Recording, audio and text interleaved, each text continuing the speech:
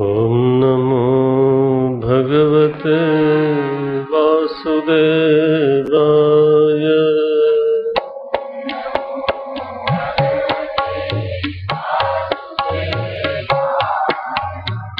ॐ नमो भगवते वासुदेवाय। भगवते वासुदेवाय।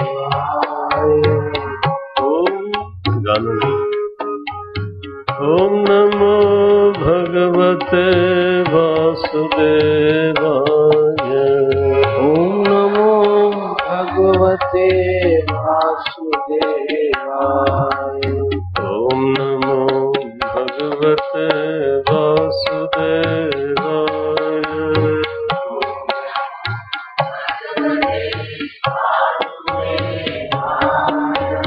ॐ नमो भगवते वासुदेवाय।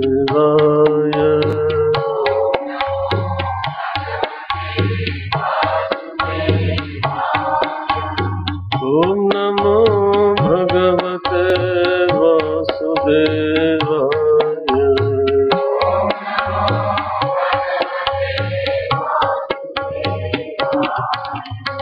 ॐ नमो भगवते वासुदेवाय।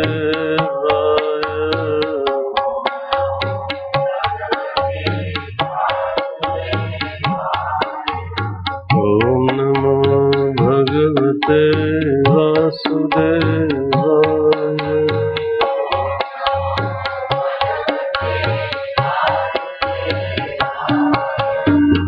वासुदेवाय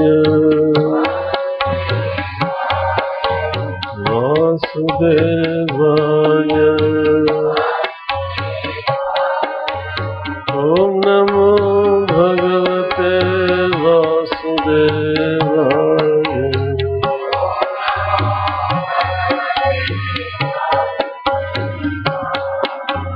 ॐ नमो भगवते वासुदेवाय।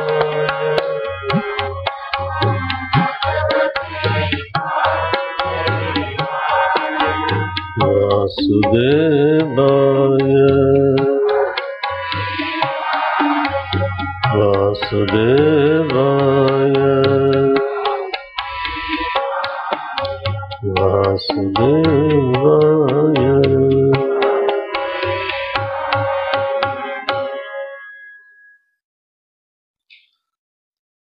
जन्माद्यस्य प्रथमस्कन्धः।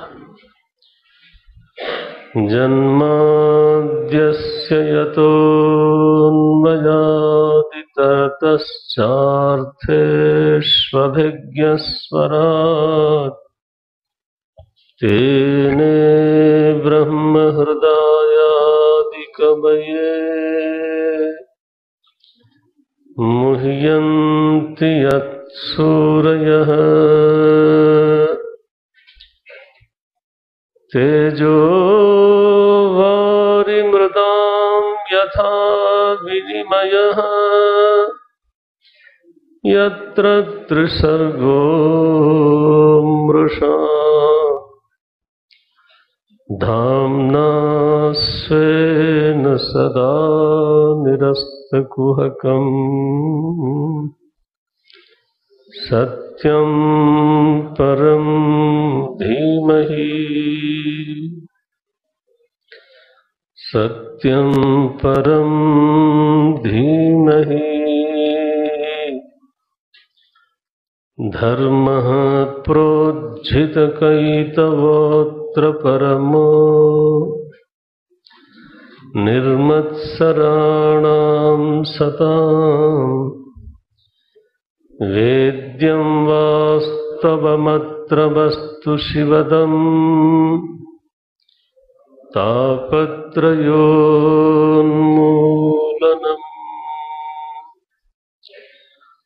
श्रीमद्भागवते महामुनिकृते किं वा परैरीश्वरः सद्यो हृद्यवरुध्यते पवित्रकृतिभिः शुश्रूषुभिः तत्क्षणात् निगमकल्पतरोर्गलितं फलम् शुकमुखादमृतद्रवसंयुतम् पिबत भागवतं रसमालयम् मुहुरहो रसिकाः भुवि भावुकाः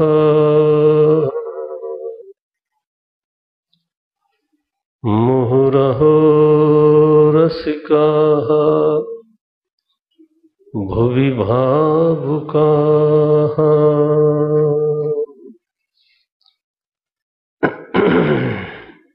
श्रीमद् भागवत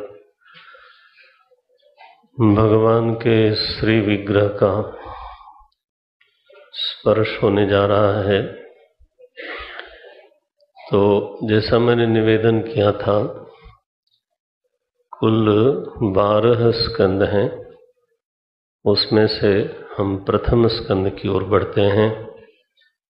प्रथम स्कंद में सबसे पहले मंगलाचरण है। तो प्रथम स्कंद में कुल 19 अध्याय हैं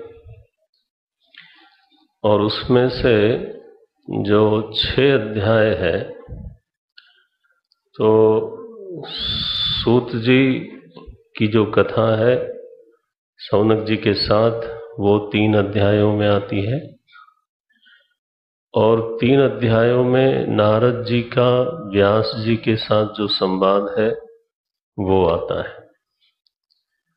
7वें अध्याय में श्रीमद् भागवत भगवान के प्राकट्य की कथा है। ये भी अवतार है। श्रीमद् भागवत भगवान का भी एक अवतार है। तो ये 7 अध्यायों की कथा का विवरण है। 8वें अध्याय से लेकर के 18वें अध्याय तक जो इस कथा का उत्तम से उत्तम अधिकारी है, महाराज परीक्षित। महाराज परीक्षित को माना गया कि ये सर्वोत्तम अधिकारी श्रीमद् भागवत के हैं। इनके चित्त में किसी भी प्रकार की स्पृहा, तृष्णा, इच्छा नहीं है। माने व्यास जी के चित्त में लोक संग्रह की इच्छा है। ब्रह्मा जी श्रवण करते हैं सृष्टि का सर्जन पालन करने के लिए, अभिमान से बचने के लिए। नारद जी ने श्रवण किया तो बोले, त्वाम स्थापयिष्यामि गेहे गेहे जने जने, कलिना सदृशः युगो नास्ति वरानने। हे सुंदरी सुमुखी, तो कलयुग के समान कोई युग नहीं है, और इस युग में मैं, हे भक्ति देवी, आपको घर घर में और जन जन में स्थापित करूंगा। और यदि ऐसा नहीं किया तो तदा नाहम हरेर दास। तो बहुत बड़ी बात कह डाली। ऐसा अगर नहीं किया तो मैं भगवान का दास नहीं। अरे रामा। तो उनको भी भक्ति की स्थापना करनी है, लोक संग्रह है। तो सुखदेव जी महाराज ने जब श्रवण किया तो वो तो रस से, स्निग्ध रस में निमज्जित होने के लिए ही किया। लेकिन जो परीक्षित महाराज हैं, उनका जो श्रवण है ना, वो बहुत ही अद्भुत है। उनको लोक संग्रह की अब कोई कामना नहीं है। उनको मालूम है कि 7वें दिन तक्षक मेरा दंश करेगा, उससे उनको कोई भय भी नहीं है। सच्ची बात तो ये है। वो तो पहले ही विरक्त होकर के जनमेजय का राज्याभिषेक करके तो गंगा भगवती के तट पर प्रायोपवेश करके बैठे हैं। तो जब श्री सुखदेव जी महाराज पधारे, उन्होंने एक प्रश्न किया और उस प्रश्न का उत्तर सुनते हुए भागवत जी प्रकट हुई। वो बिल्कुल श्री कृष्ण प्रभु के परम भक्त हैं, परम भागवत हैं। तो वो जो भागवत जी का मुख्य श्रोता है, मुख्य अधिकारी है, वो कैसा है, उसमें किस प्रकार के अधिकार हुए, तो ये 8वें अध्याय से लेकर के 18वें अध्याय तक ये प्रकरण चलता है। 19वें अध्याय में सद्गुरु का प्रवेश होता है। श्री सुखदेव जी महाराज 19वें अध्याय में आविर्भूत होते हैं। वहां लिखा आविर्भूत होते हैं। तत्राभवत् भगवान व्यासपुत्रः, तत्र अभवत ये लिखा, कहीं से आए ऐसा बोलने की बजाय बोलते हैं वहीं प्रकट हो गए। भगवान व्यासपुत्रः, श्री सुखदेव जी महाराज भगवान ऐसा शब्द लिखा, वो प्रकट हुए।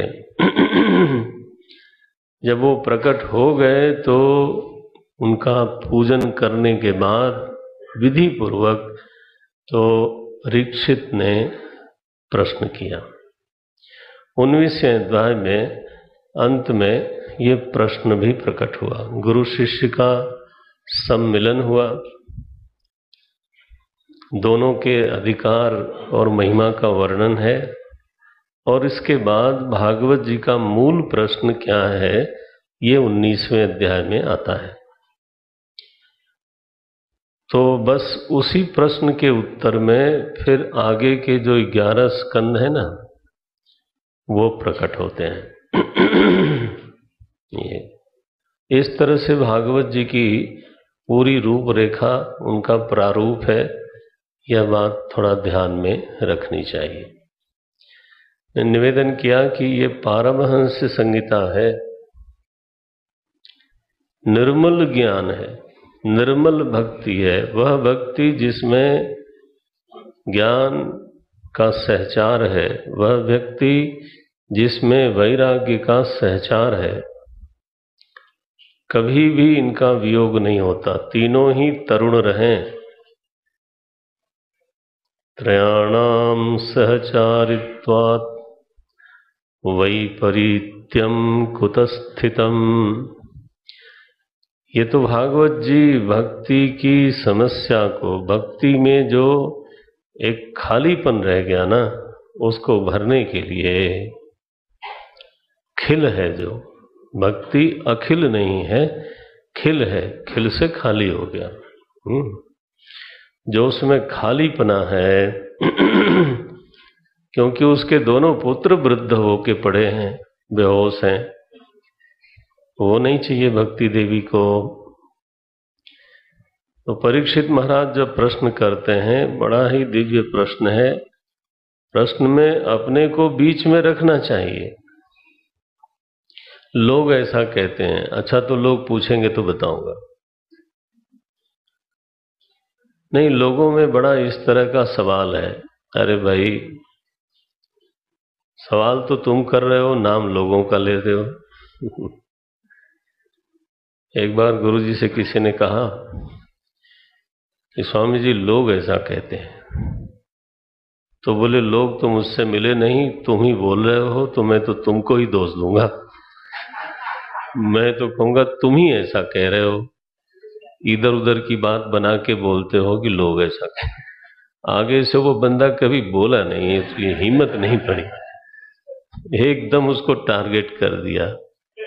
लोगों को जो कहना है वो कहते हैं, नाम लेते हैं लोगों को। ना ना ना ना ना, अपने को बीच में सीधा रख करके परीक्षित महाराज पूछते हैं, महाराज वैसे तो श्रेय के लिए मनुष्य को क्या करना चाहिए, और खास तौर से जो मरणासन्न है उसके लिए क्या करना, जिसको आहट मिल रही है कि अब एक आध घंटी बज चुकी है तो दस्तक एक बार आके दे चुके हैं, तो कहीं कोई एंजाइना वंजाइना हो चुका है, मैंने कुछ तो हो गया है, तो अब वो तो घंटी बजाई थी, अब हम सुनने को राजी नहीं। अब हमारे दांत इधर उधर एक आध हुए तो हमने जाके लगवा लिया। अब वो तो घंटिये है, ये सब देखा जाए तो हमारे दशरथ जी के तो कान के पास थोड़ा सा बाल सफेद हुए थे।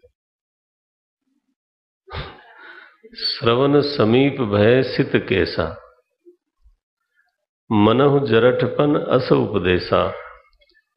कान के पास पहले बाल सफेद होते हैं, अगर कायदे से सफेद हो रहे हो तो, अब नहीं तो मैंने लोग जवानी में ही हो जाता, अब क्या किया जाए, लेकिन अगर कायदे से हो रहा है तो अब महाराजा दशरथ हैं, दरबार में बैठे हैं, अब मेरी समझ में नहीं आया वहां शीशा देखने की क्या जरूरत थी।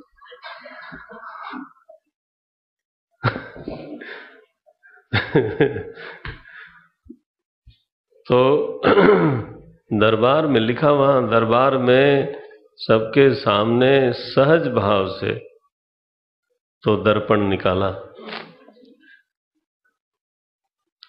माने जिसको दर्पण का बहुत शौक है वो भी थोड़ा इधर उधर देख के पर्स खोलता है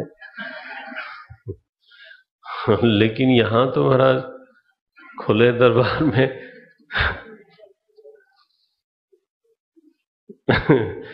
तो हाथ में लिया तो मुकुट थोड़ा सा विषम हो गया था, टेढ़ा, तो उसको सम कीना, और जब सम कर रहे थे तो कान के पास जो है वो सफेद बाल दिखाई दिए, तो बोले कि देखो कितनी इज्जत करता है बुढ़ापा, दरबार में एकदम ठाए से नहीं बोला कि तुम बूढ़े हो रहे हो, धीरे से आया, कान के पास फुसफुसा के बोल रहा है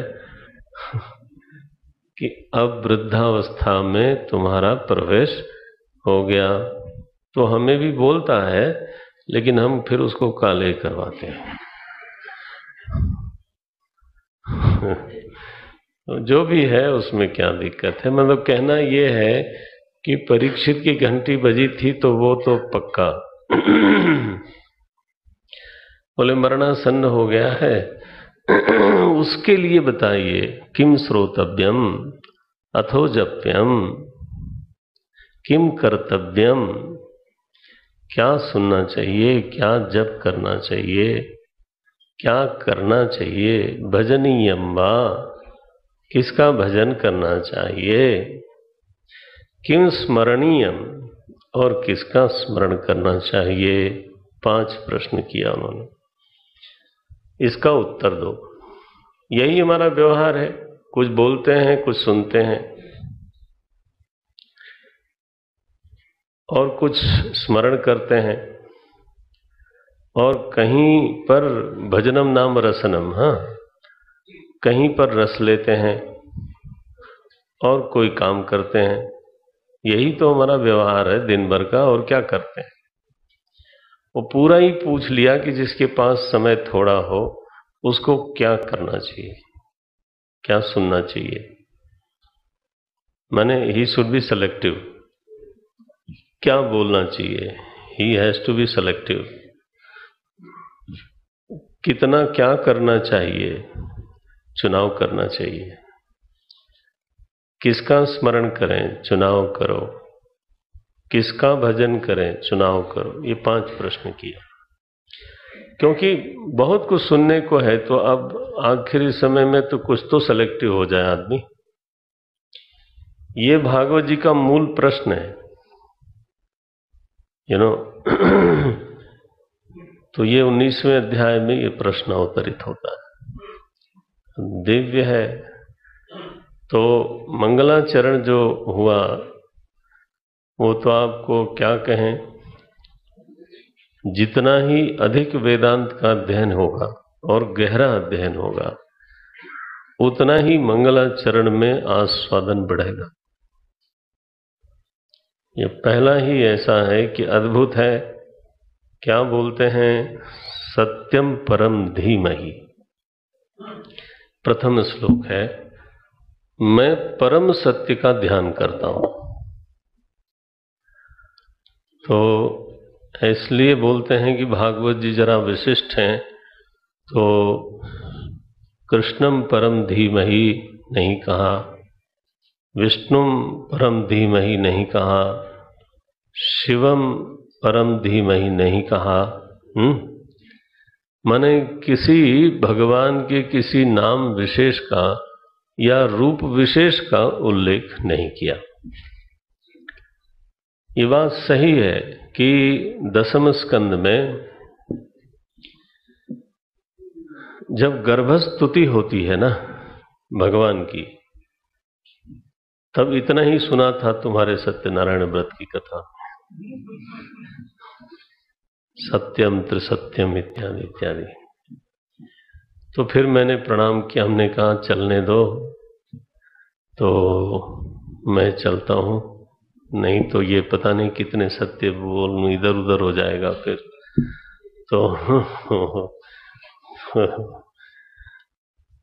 तो वहां श्री कृष्ण को सत्य कहा है। ध्यान रखना,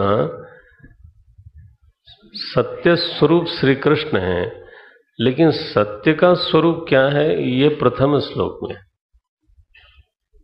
तो साधक को ये समझने की जरूरत है कि भगवान कृष्ण को अगर भागवत जी अथवा ब्रह्मा जी सत्य कह रहे हैं तो कृष्ण भगवान का स्वरूप वो होगा जो पहले श्लोक में दिया है। ठीक है, कृष्ण तो नाम है, उनका लक्षण प्रथम श्लोक में। हाँ। तो बोलते हैं सत्यम परम धीमहि, परम सत्य का मैं ध्यान करता हूं। सत्य जो है वो एक व्यावहारिक सत्य होता है। सत्य का साधारण लक्षण है सत्ता विद्यते येषाम। जिस किसी वस्तु में सत्ता भासती हो उसको सत्य कहते हैं। इसलिए हम बोलते हैं घटम अस्ति, पटम अस्ति, शरीरम अस्ति, इदम अस्ति, ये भी है, वो भी है, ये भी है, ये भी है, क्योंकि सभी में सत्ता का आभास होता है। एक रूप दूसरे में नहीं है, लेकिन सत्ता जो है ना वो सभी में है। अच्छा तो सत्ता व्यापक है, जिसमें जिसमें वो दिखाई देती है उसको हम बोलते हैं सत्य, और जिसमें नहीं दिखाई देती है, गलती से देख लिया था, तो उसको बोलते हैं अरे मेरा भ्रम था, ये तो गलतफहमी हो गई। तो उसको झूठ बोल देते हैं, उसको मिथ्या बोल देते हैं, उसको भ्रम बोल देते हैं। तो ये हुआ व्यावहारिक सत्य।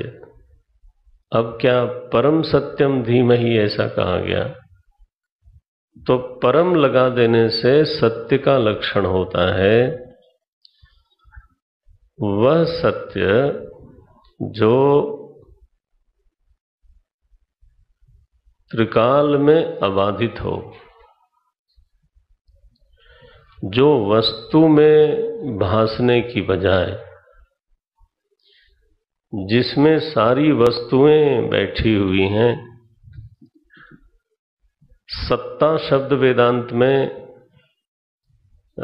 बहुत शुद्ध नहीं है।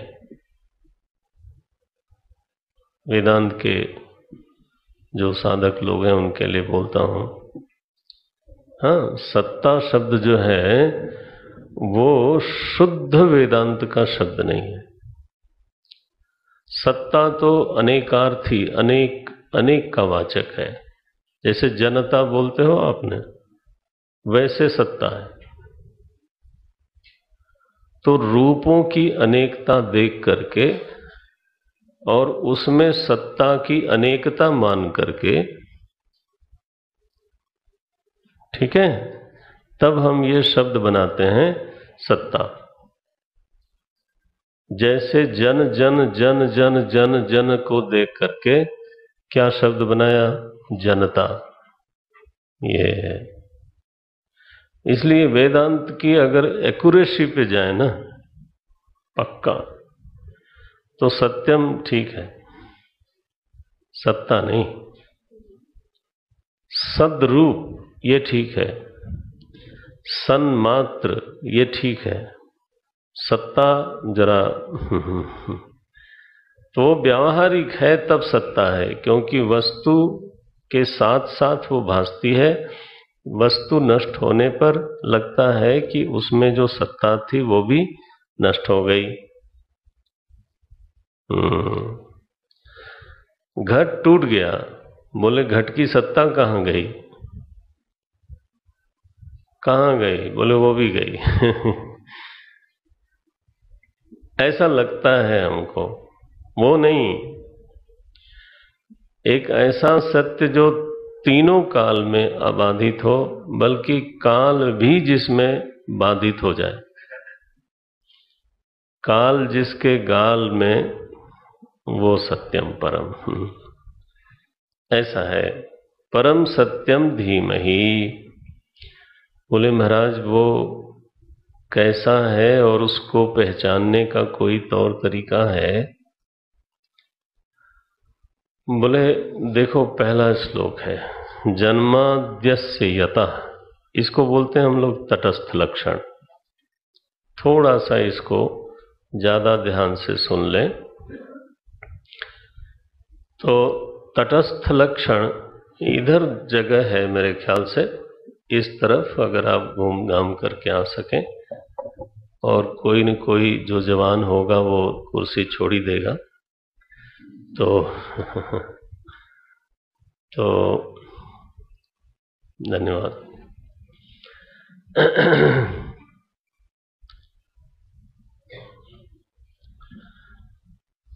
तो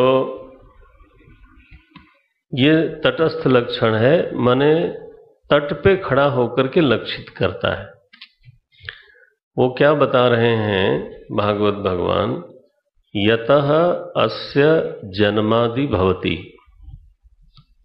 तत्सत्यम, ऐसा अनुभव कर लें। जिससे अस्य, अस्य का मतलब है अस्य प्रत्यक्षस्य, अस्य इदम इदम तया भासमानस्य, जो यह करके भासित हो रहा है।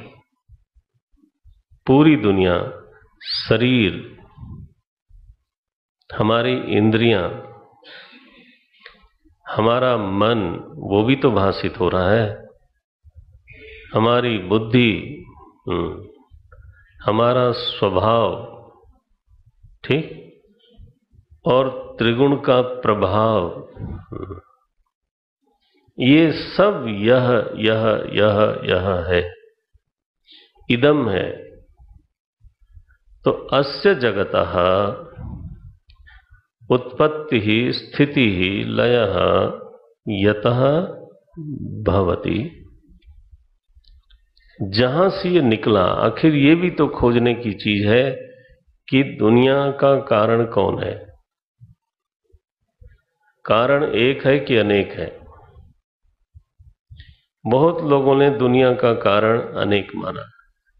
किसी ने 9 द्रव्य बताया, किसी ने 4 महाभूत बताया, किसी ने प्रकृति पुरुष 2 बताए, किसी ने बहुत ज्यादा, है ना, उसमें चिंतन न करके कहा कि अब ईश्वर है, उसने कायनात बनाई। किस पदार्थ से बनाई, ईश्वर कैसा है, इसके बारे में मौन है। लेकिन ध्यान रहे, वेदांत में, जिसको आप वेदांत कहते हो, वेदांत में जगत का कारण 2 नहीं है, 9 नहीं है, 4 नहीं है। वेदांत में जगत का कारण एक है, एक अद्वितीय वस्तु जगत का कारण है और अभिन्न निमित्तोपादान कारण है। वह वस्तु कैसी है, जड़ है कि चेतन है?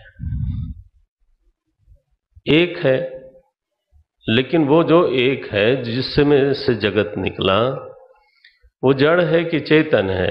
बोले जड़ होगा तो उसको जानेगा कौन? तो स्वप्रकाश चेतन है। अगर वह वस्तु चेतन है तो चेतन में विकार नहीं होता। विकार होता है तो उसका होना दिखता है, ठीक है ना? जब विकार होगा, बदलाव होगा, तो वो होगा और वो दिखाई देगा। किसको? जिसको दिखाई देगा वो चेतन है, वो अलग चीज है। इसलिए विकार का जो साक्षी है, जो विकृत हो रही है वस्तु, वो नहीं, बल्कि जो समस्त विकारों का साक्षी चेतन है, वह जगत का, उसी में से जगत निकला है। तो विकार होगा नहीं, परिणाम होगा नहीं, तो फिर जगत कैसा होगा? बोले विवर्ती होगा। वस्तु में बिना परिणाम के अगर कोई चीज पैदा हो जाती है तो उस पैदा होने वाली चीज को बोलते हैं विवर्त। भासती है, होती नहीं। रज्जु में सर्प, नारायण। तो यहां बोलते हैं जन्माद्यस्य यतः, उसी से जन्म हुआ है और उसी से स्थिति है, उसी में जाकर के सृष्टि लीन होती है। आपको क्या कहें, ऐसा मंत्र है ये उपनिषद में भी आता है, ब्रह्म सूत्र में भी आता है। ब्रह्म सूत्र का दूसरा मंत्र है ये, और भागवत जी का पहला मंत्र है। ब्रह्म सूत्र में अथातो ब्रह्म जिज्ञासा कहा गया, क्योंकि अधिकारी के लिए बताया जा रहा है। मैंने निवेदन किया ना, भागवत का कोई ऐसा अधिकारी नहीं है जिसको मना कर दिया जाए, इसलिए अथ शब्द नहीं आया यहां पर, अतः शब्द नहीं आया। करुणा यह है कि उन्होंने कहा मैं सुनाता हूं, जिस दिन तुम्हें समझ में आने लगेगा बोल देना अधिकारी हूं, जब तक नहीं समझ में आता सुनते रहो। हाँ, उपनिषद में आता है यह मंत्र, यतो वा इमानि भूतानि जायन्ते, उसी का ये सूत्र है। यतो वा इमानि भूतानि जायन्ते येन जातानि जीवन्ति यत् प्रयन्ति अभिसंविशन्ति। वहां 4 लक्षण किए गए, उत्पत्ति, स्थिति, लय, ऐसा नहीं। एक शब्द है बीच में प्रयन्ति, जब आप लोग पढ़ोगे तो पढ़ोगे। प्रयन्ति का मतलब होता है जिसकी ओर दुनिया दौड़ रही है। यन्ति, प्रकर्षेण यन्ति, किसकी ओर दौड़ रहे हैं? बोले आनंद की ओर। ये प्रयन्ति शब्द है ना, तस्य स्वरूपः आनंदः इति उच्यते। ये है, जिसमें लीन होता है वो अलग है, और जिसकी ओर हम दौड़ रहे हैं, जिसको खोज रहे हैं, हाँ ऐसा है ये। बोले महाराज दुनिया उसी से निकली, इसका प्रमाण क्या है? बोले अन्वयात, अर्थेषु अन्वयात। कारण जो होता है ना, मिट्टी, वो घड़े में व्याप्त होती है, सोना आभूषण में व्याप्त होता है। तो तुम जरा देखो कि दुनिया में कौन भरा हुआ है, अन्वय किसका है? बोले सभी चीजों में अस्तित्व तो है, सत्ता तो है, और सभी चीजें भास रही हैं। तो दो चीजों का अन्वय है, सत्ता का और भासमानता का। और सभी चीजें किसी न किसी को प्रिय हैं। तो सभी में जिस चीज का अन्वय है वो कौन है? बोले वो सत है, चित है और आनंद है। आंख खोल के देखो, दुनिया की एक भी ऐसी चीज नहीं है जिसमें ये तीनों न होवे। इसलिए इस दुनिया की माटी, इस दुनिया की धातु, जिससे ये प्रपंच बना, वो किससे बना ये तय हो जाएगा। जिससे बना उसका नाम है सत चित आनंद निश्चय। अच्छा, तो अन्वय करके देख लो और व्यतिरेक करके भी देख लो कि सबके बिना कौन बचता है। इतरतः, ये जो शब्द है ना, जरा इस टेढ़ा है श्लोक, टेढ़ा नहीं, बहुत सीधा है लेकिन थोड़ा कठिन पड़ता है। इतरतः माने व्यतिरेकात। दो हेतु दिए, अन्वयात और व्यतिरेकात। अन्वय से यह सिद्ध होता है कि सृष्टि का मूल कारण चिदानंद परमात्मा है और कोई और हो नहीं सकता। दूसरा, व्यतिरेक करने से पता लगता है कि सभी चीजों का निषेध हो जाए तब भी उसका निषेध नहीं हो सकता। जैसे सारे आभूषण गला दिए जाएं, ठीक, फिर भी सोना रहेगा, व्यतिरेक होने पर भी सोना रहेगा। सारे घड़े तोड़ दिए जाएं तब भी मिट्टी रहेगी। सारे शरीर मिट जाएं तब भी पंचभूत रहेगा। ऐसा नहीं है कि शरीर होगा तो पंचभूत होगा और शरीर नहीं होगा तो पंचभूत नहीं होगा, ऐसा नहीं होता। तो कारण वो है जो सबसे व्यतिरिक्त होने पर भी रहे, और जब चीजें हों तो उसमें भरी पूरी हो। सातवें आसमान में जाके बैठा हो सबसे अलहदा, सो नहीं, वो इस्लाम का ईश्वर है, वो क्रिश्चियन धर्म का ईश्वर होगा। अब नाम लेने से कई बार गड़बड़ होगा, तो जिसका भी होवे होवे, लेकिन वेद का ईश्वर तो ऐसा नहीं है प्रभु कि वो कहीं बैठता हो और फिर वहां से किसी किसी को भेजता हो। जन्माद्यस्य यतः अर्थेषु अन्वयात्। अर्थेषु माने आपका परिचित शब्द बोल दूं, पदार्थेषु। अब तो ठीक है ना।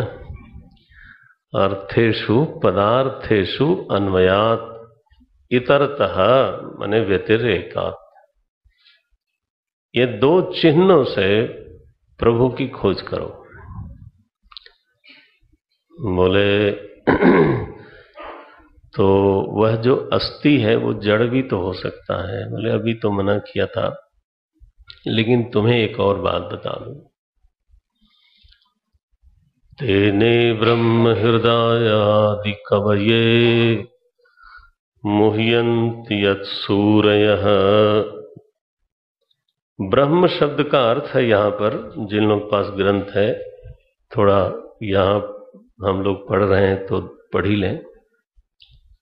ब्रह्म शब्द का अर्थ है वेद भगवान, ठीक है। ब्रह्म तेने, तेने माने यहां पर तेन मत कर देना, तेने माने विस्तारणे, तन विस्तारणे। उसी ने आदि कवि ब्रह्मा जी के हृदय में, आदि कवये ब्रह्मणे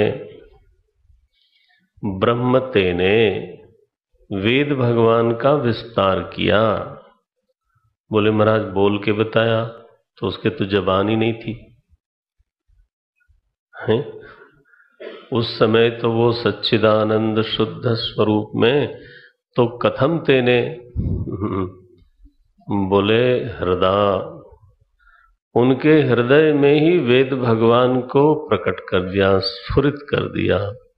वेद भगवान जो उनके हृदय में विराजमान थे वो स्फुरित हो गए जिसकी कृपा से। तो जो केवल सृष्टि का नहीं ज्ञान का भी कारण हो वो जड़ नहीं हो सकता। ये है। बोले किसी आदमी ने ही वेद लिख दिया हो, बोले तो ब्रह्मा जी के तो बस की बात नहीं है, आदमी की बात करते हो। मुह्यंति यत् सूरयः, ये सूरी शब्द है ना, बहुत आदर से लिया जाता है माने वेदों में। पश्यन्ति यत् सूरयः, जो दृष्टा है, जो तत्वदर्शी लोग हैं उनको सूरी कहा जाता है। सूरयः बहुवचन है। वेद ऐसे जो ब्रह्मा जी के हृदय में जो देने वाला है, वेद ऐसे हैं जो बड़े बड़े विद्वानों को भी मोहित कर देते हैं, अर्थ नहीं खुलता जल्दी। ऐसा गहन गंभीर वेद, सर्वज्ञान का आश्रय वेद, सर्वार्थ का प्रकाशक वेद, वह वेद किसी जीव से पैदा नहीं हो सकता। ब्रह्मा जी से भी नहीं होता, देवी देवता से भी नहीं होता। वो तो जहां से आया है उसका नाम है सच्चिदानंद परमात्मा। और बिना प्रयास के, बिना बोले उन्होंने हृदय में ही उसको भेज दिया। हृदय शब्द है। आदि कवये ब्रह्मणे हृदय ब्रह्म तेने, ऐसा अन्वय होगा। दो लक्षण हो गए, अब तीसरा क्या बोलते हैं? तेजो वारि मृदाम यथा विनिमय यत्र त्रिसर्गो मृषा। यत्र, जिस प्रभु में, जिस सच्चिदानंद प्रभु में ये सारी सृष्टि विपर्य से दिख रही है। यत्र विनिमयः, विपर्ययः इत्यर्थ। विनिमय शब्द का अर्थ वैसे होता है लेन देन, है ना? बोलते हैं विचार का विनिमय करना, अथवा जब व्यापार करता है आदमी तो उसको बोलते हैं विनिमय। इसके बदले ये, इसको बोलते हैं विनिमय। मैंने ये दिया, उसके बदले में आप ये दो। यहां क्या क्या हो रहा है वहां पर तेज, उसके बदले में दिखाई दे रहा है जल। यह है, यहां कोई लेन देन वाली मामला नहीं है। जो है उसके बदले में कुछ और ही दिखना। तेजो वारि मृदाम यथा विनिमय। अरे जैसे तेज धूप हो और विस्तीर्ण प्रदेश हो, रेगिस्तान हो, हाँ? तो उसमें जब तेज धूप लहलह करती है ना, तो लगता है तरंगे उठ रही हैं जल में। हमने भी देखा है, अब तो सभी लोग देख लेते हैं। गर्मी में पक्की सड़क पर, है ना, लगता है कार का छपका लगेगा और वहां टाइ टाइ फिश, वहां तो तेज है, माने अग्नि तत्व है, प्रकाश है, दिखता जल है। तो क्या दिखा? बोले प्रकाश के बदले जल दिख गया। क्या बात है। और जल चमक रहा हो तो बोले क्या देखा? बोले प्रकाश देखा। सूर्य देवता सरोवर में चले आए थे।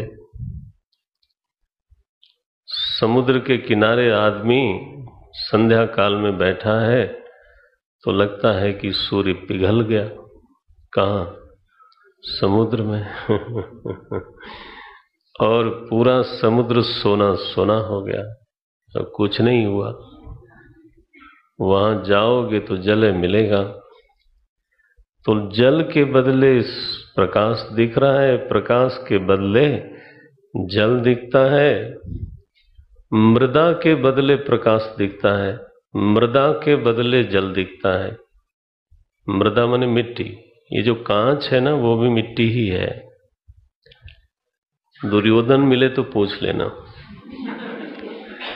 हाँ, मैंने कभी मिल जाए तो पूछ लेना।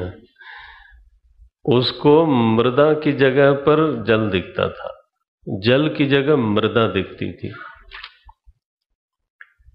तो जैसे है कोई चीज दूसरी, दिखती दूसरी है, और कैसा दिखती है? दिखती है तो झूठ नहीं लगती, नहीं तो धोती क्यों उठाता? जब दिखती है तो अमृषा, हा, जब दिखती है तो पक्की सच्ची दिखती है। तो है तो प्रकाश, दिखाई दिया जल, है तो जल, दिखाई दिया कांच, है तो कांच, दिखाई दिया जल, दिखाई दिया प्रकाश। विनिमय, इसका मतलब है कि दुनिया में तुम्हारा अनुभव है कि बहुत बार चीज कोई और है, दिखाई कुछ और देता है। तो हमारे अनुभव को ही दिखाते हैं कि जैसे ऐसे गलतफहमी हो जाती है, वैसे है तो सच्चिदानंद प्रभु और दिखाई देता है दुनिया। राम राम राम। बोले महाराज ये कांच वाला तक तो ठीक था, लेकिन क्या प्रभु के बदले में त्रिसर्ग दिखाई दे रहा है, त्रिगुण दिखाई दे रहा है? ये तीनों गुण ही सर्जना करते हैं। तमस से द्रव्य शक्ति, रजस से क्रिया शक्ति, और सत्व से ज्ञान शक्ति। ये त्रिसर्ग कहलाता है। बोले तो फिर क्या बोलते हो आप कि त्रिसर्ग नहीं है, त्रिगुण नहीं है, त्रिगुण से बड़ी हुई दुनिया भी नहीं है? बोले नहीं है ना, है वहां मालिक साहब। अब तुमने उसको ठीक से पहचाना नहीं तो धोती उठा के चल रहे हो। वो तो सीरियल में है ना, दुर्योधन धोती उठा लेता है, उसको लगता है भीग जाएंगे। और अगली बार महाराज उसने धोती नहीं उठाई, सोचा ये तो अरे पहली बार गलती हो गई थी, बार बार थोड़ा होगी, अब गिरा छपा।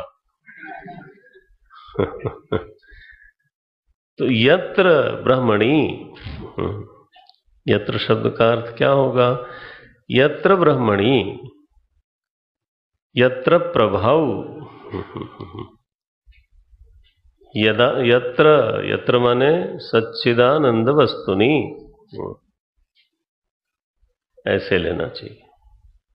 यत्र है तो कोई और चीज, वहां पर वो बनी नहीं, वहां पर त्रिसर्ग दिखता है, और फिर त्रिगुण से बनी हुई सारी की सारी दुनिया प्रपंच दिखाई देता है। बोले महाराज तो ये जो त्रिगुण है उसमें हमेशा लगे रहते हैं। त्रिगुण का आश्रय बन गया ना वो, तो ये आश्रय आश्रित संबंध हो गया क्या? हमेशा लगा रहेगा त्रिगुण? बोले धामना स्वेन, नीचे की पंक्ति, स्वयं अपने धाम में उसकी ओर देखोगे तो सदा निरस्त कुहकम, उसमें किसी प्रकार की माया छाया नाम की कोई चीज नहीं है। कुहक माने माया, त्रिगुणात्मिका। कुहकम निरस्त, धामना स्वेन सदा। अरे हम दुनिया देखते हैं तो त्रिगुण की चर्चा की जाती है समझाने के लिए, उसकी ओर देखेंगे तो त्रिगुण नाम की चीज है नहीं। तुलसी बाबा ने मिठास से बोल दिया इस बात को, तो जितनी मिठास से बोला उतनी मिठास से हम भुला भी देते हैं, क्योंकि कोई सरल बात सरल तरीके से कही हुई बात तब समझ में आती है जब कठिन तरीके से पहले समझ चुके होते हैं। और तब आदर से बोलते हैं। सोदासी रघुवीर के माया के बारे में तुलसी बाबा ने बोला कि अरे ये स्वतंत्र नहीं है, आश्रित है। दासी माने आश्रित है, बेसहारा नहीं रह सकती। सोदासी रघुवीर के समुझे मिथ्या सोपी। और समझ लिया तो ये दासी भी नहीं है, मिथ्या है। अब बोलो महाराज, तुलसी बाबा की ये पंक्ति है, कोई छोटी मोटी बात नहीं। तो मानस को भी समझने के लिए वेदांत का एक अच्छा विनम्र विद्यार्थी होना चाहिए। भागवत तो क्या समझेगा कोई, भागवत वेदांत पक्का ना हो तो भागवत तो ठीक ही है, कभी नहीं हो सकता। धामना स्वेन सदा निरस्त कुहकम सत्यम परम धीमहि। उस परम सत्य का जिसके शुद्ध स्वरूप में कहीं कोई किसी प्रकार का प्रपंच, किसी प्रकार का त्रिगुण कभी हुआ नहीं। सदा शब्द लिखा है, पहले हुआ था मिट गया सो नहीं, कभी हुआ ही नहीं। ऐसा जो परम सत्य है, मैं उसका ध्यान करता हूं, वहां बैठता हूं। तत्र स्मृति तत्र दृढ़ैव निष्ठा। रमण महर्षि ने कहा उसका स्मरण करना, उसका ध्यान करना माने क्या? कोई चीज हो तो मैं उसका ध्यान करूं, वो तो तुम्हारा अपना स्वरूप है। बोले तस्य स्मृति ही, उसका स्मरण क्या है? तत्र दृढ़ैव निष्ठा, उसी में निष्ठ हो जाना, यही स्मृति है। देखो, तो मैं तत्व में, परमार्थ तत्व में, परम सत्य में, आनंद सिंधु सत्य में बैठ करके और फिर भागवत जी का प्रवर्तन करता हूं। भागवत जी का मंगलाचरण ये है, श्रोता वक्ता ज्ञान निधि। ये तो ऐसी ही है कि आप कहीं नीची जगह पर बैठ करके ये बात सब नहीं हो पाती, वहां बैठ करके। इसलिए पहला श्लोक बिल्कुल ऐसा जोर से आया है, तबीयत बिल्कुल मग्न हो जाती है, इतना बढ़िया है ये। जन्माद्यस्य यतोन्मयादितरतः चार्थेष्वभिज्ञस्वराट् तेने ब्रह्महृदाय आदिकवये मुह्यन्ति यत्सूरयः तेजो वारिमृतां यथा विनिमयः यत्र त्रिसर्गो मृषा धाम्ना स्वेन सदा निरस्तकुहकं सत्यं परं धीमहि। धर्मः प्रोज्झितकैतवोऽत्र परमो निर्मत्सराणां सताम्। जो सज्जन लोग हैं, संत लोग हैं, जिनके हृदय में कोई मात्सर्य नहीं है, उनके लिए इस भागवत में परम धर्म का उल्लेख है। परम धर्म कैसा है? उज्जित कैतव, जिसमें कपट को उठा के फेंक दिया गया।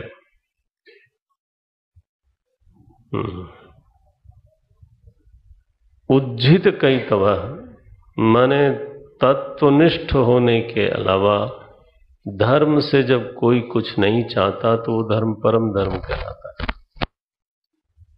ठीक है।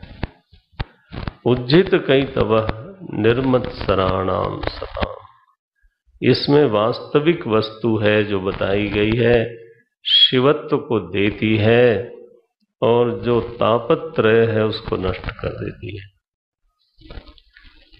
श्रीमद्भागवते महामुनिकृते,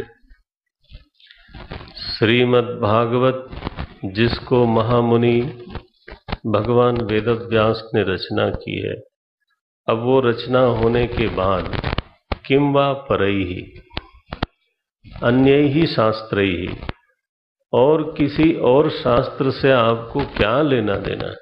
बोले महाराज शास्त्र तो बहुत हैं। बोले हैं, रस लेना हो लो, लेकिन इसकी बराबरी नहीं हो सकती। क्यों महाराज? बोले ये तो ऐसा है ना शास्त्र, ये तीसरा श्लोक बोला, ये ऐसा है कि सुनते समय ही आपके हृदय में ईश्वर को रोक देता है, कैदी बना लेता है। हृदय अवरुध्यते ईश्वरः, शब्द देखना, ईश्वरः हृदय में ही अवरुध्यते, फंस गया बेचारा। सुनते ही ईश्वर ही हृदय में कैद हो जावे, क्या ऐसा कोई और शास्त्र है? बोले महाराज सुनते बहुत लोग हैं, फिर उनके हृदय में ईश्वर कैद होता है, नहीं देखा जाता ऐसा। तो धीरे से लगाया, कृतिभि शुश्रूषुभि, है ना, अकृति भी नहीं, जिन्होंने अपने अंतःकरण को बहुत सजाया है, शुद्ध किया है, श्रृंगार किया है, निर्मल है। शुश्रूषुभि, केवल इतना नहीं, साथ में एक विशेषण लगाया, कृतिभि शुश्रूषुभि कदा कदा अवरुध्यते, कालांतरे, देशांतरे, नहीं, तत्क्षणात्, सद्यः। किम अपरैहि किम परैहि शास्त्रैहि एवं भवति न भवति, तस्मात् किम परैहि। श्रीमद्भागवते महामुनिकृते किं वा परैरीश्वरः सद्यो हृद्यवरुध्यते त्रिकृतिभिः शुश्रूषुभिः तत्क्षणात्। ये तो रस है, पियो, श्री सुखदेव जी महाराज बाद में बोलते हैं। ऐसा आवाहन करके कथा आरंभ करते हैं। और वो कथा तो अब चलो नैमिषारण्य में ले जाता हूं मैं। तो कथा भागवत जी की भी जब यहाँ मूल भागवत में कथा शुरू हुई तो नैमिषारण्य में कथा का आरंभ दिखाते हैं। पहला ही है, निमिषे निमिष क्षेत्रे ऋषयः सौनकादयः। नैमिष क्षेत्र में सौनकादि ऋषि लोग यज्ञ में संलग्न हैं। उस समय सूत जी महाराज पधारते हैं, महाविद्वान हैं। तो शौनक ऋषि ने प्रश्न किया, ये नवा श्लोक है जो प्रश्न है। पुंसाम एकांततः श्रेयः तन्नः संशितुमर्हसि। ऐसी क्या चीज है जो पूरी तरह से सबको केवल श्रेय दे दे। बोले महाराज बहुत दुनिया में चीजें हैं, आपने टटोला नहीं। स्वास्थ्य है तो सब कुछ है।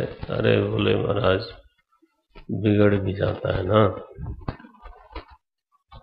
बल है, बोले है तो सही, बढ़िया चीज है, लेकिन बल से अभिमान भी होता है, घट भी जाता है।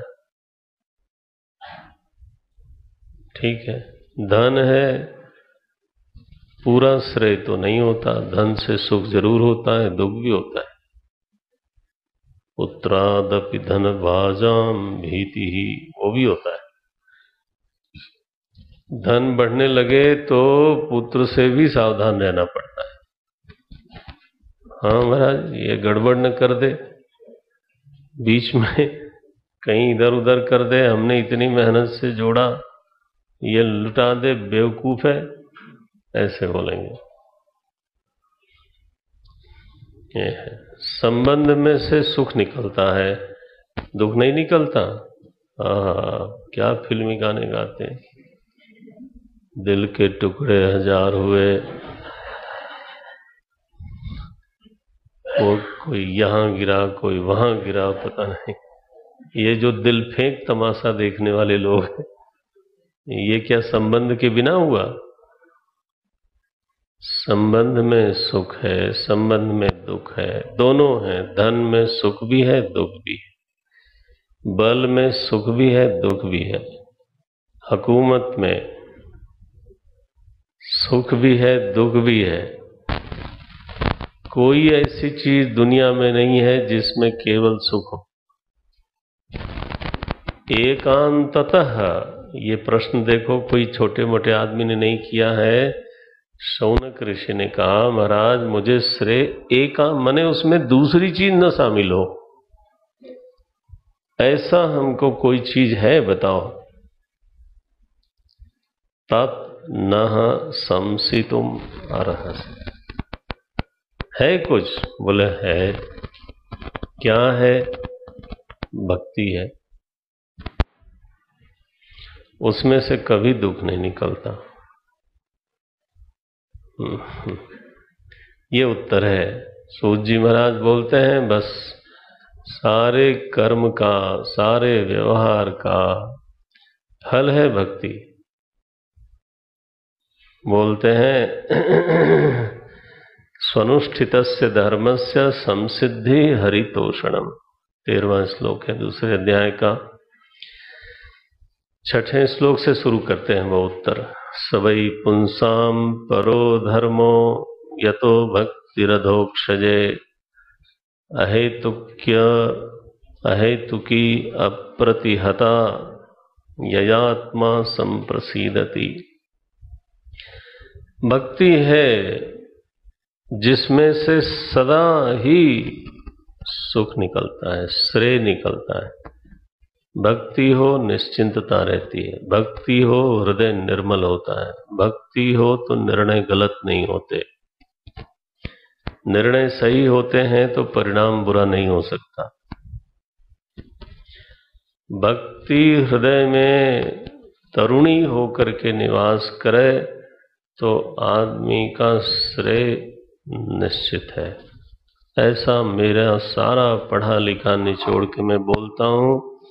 शौनकादि ऋषियों, भक्ति ही वो चीज है, ऐसा निर्णय सुनाया है। और मैं अब यहाँ पूरा करूँगा क्योंकि आगे एक बहुत मीठा लेकिन वो भी थोड़ा गंभीर विषय है, तो कल थोड़ा ताजे ताजे मन से बात होगी। आरती करा जाए।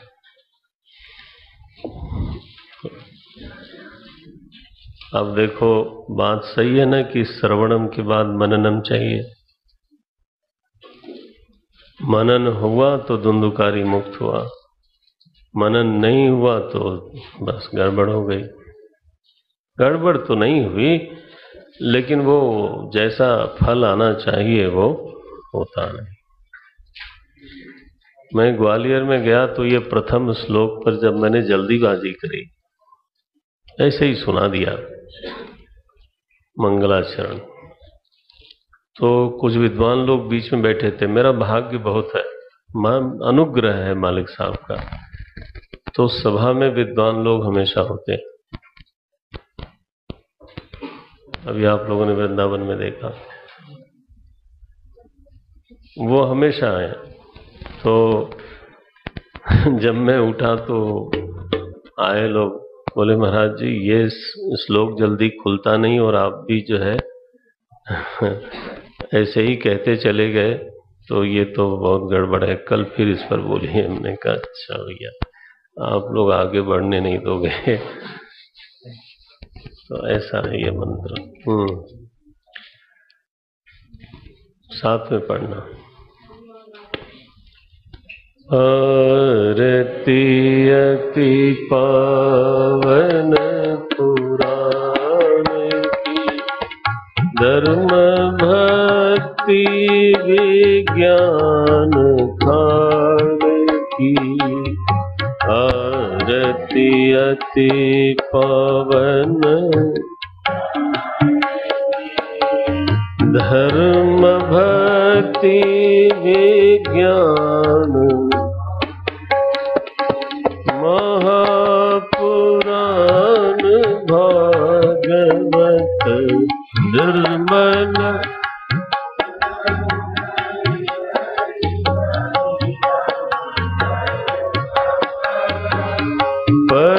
परमानंद सुभारसमय लीला गति रस रस निधान। आरती पावन पुराण कलिमल मथनी त्रिताप निवारिणी। जन्म मृत्युमय भवभय सेवत सतत सकल सुख। सुमहौषधि हरिचरित गान की। आरती अति पावन विषय विलास विमोह विनाशिनी। विमल विराग विवेक भगवत तत्व रहस्य प्रकाशिनी। परम ज्योति परमात्म ज्ञान की। आरती अति पावन परमहंस मुनि मन उल्लासिनी। रसिक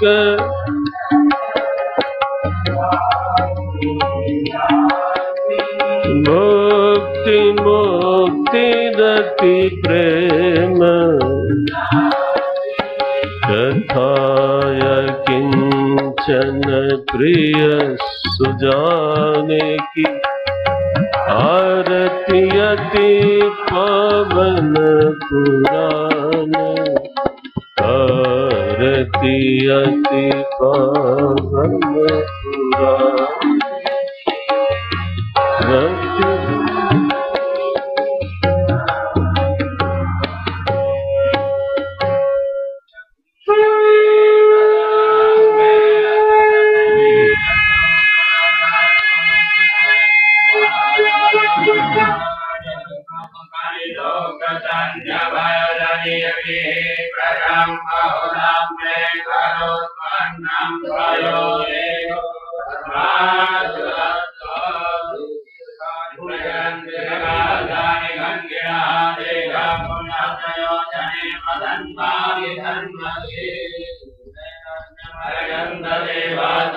धर्माणि प्रथमान्या सन्नते अनाकं महिमानः सन्ति देवाः। सबको दिखाओ।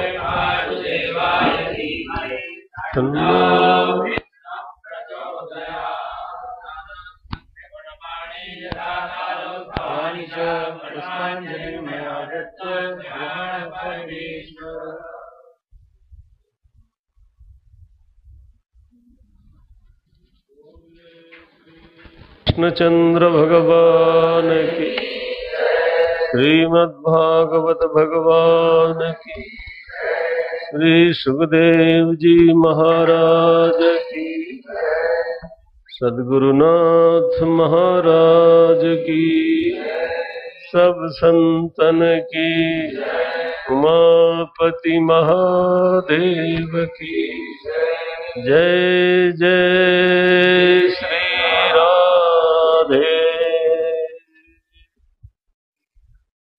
ओम पूर्णमदः पूर्णमिदं पूर्णस्य पूर्णमादाय